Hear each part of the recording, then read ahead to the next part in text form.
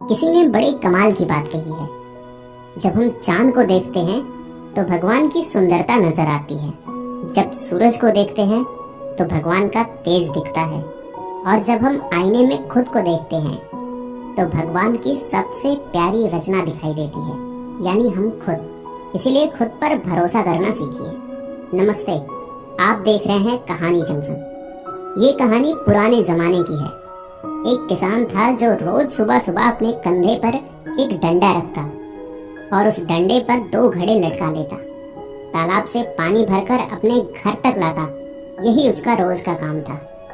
अब बात ये थी कि वो दोनों घड़े काफी पुराने हो चुके थे और उनमें से एक घड़ा फूट गया था।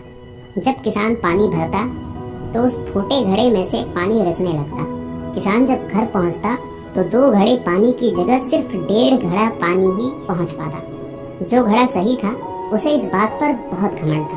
वो अक्सर उस फूटे घड़े को चढ़ाता रहता। देखो, मैं तो किसान का पूरा काम करता हूँ, उसकी मेहनत जाया नहीं जाने देता।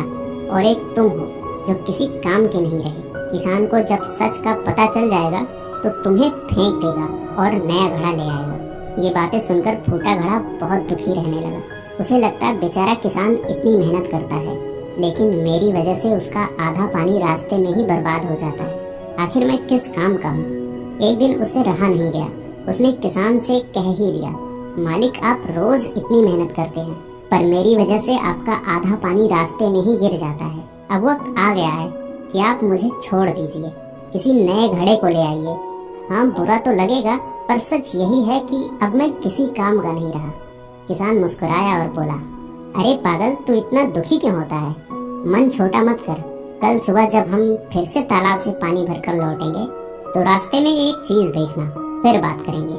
अगली सुबह किसान फिर वही काम करने चल पड़ा। डंडे पर दोनों घड़े लटकाए, तालाब गया, पानी भरा और वापस चल पड़ा।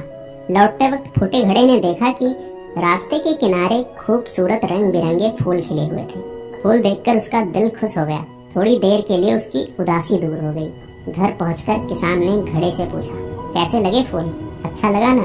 फूटा घड़ा बोला, हाँ मालिक, आज रास्ता तो बहुत सुंदर लग रहा था, पर फिर से उदास हूँ क्योंकि आज भी आप पूरा पानी लेकर चले थे पर घर सिर्फ 1.5 घड़ा पानी ही पहुँच पाया। आपकी मेहनत तो फिर आधी रह गई ना। किसान ने प्यार से कहा, तुम्हें पता है वो सारे फूल तुम्हारी ही वजह से खिले हैं। तुम्हारी तरफ ही क्यों खिले थे ये पता है? क्योंकि मुझे बहुत पहले से मालूम था कि तुम फूट चुके हो।